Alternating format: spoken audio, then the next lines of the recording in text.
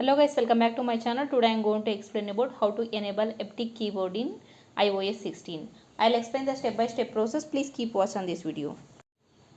For this, first step is open the settings app. After that, scroll down to the sound and haptic section and tap on it.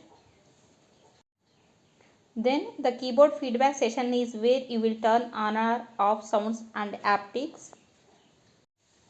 After that, enable haptic toggle. You will find two toggles, sound and haptic. They operate independent one another.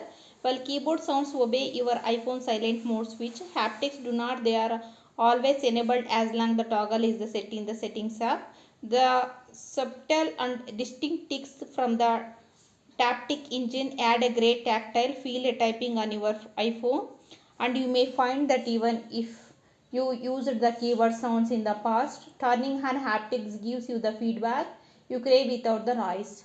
Thanks for watching my video. I hope this video is helpful. It's really helpful. Please subscribe my channel.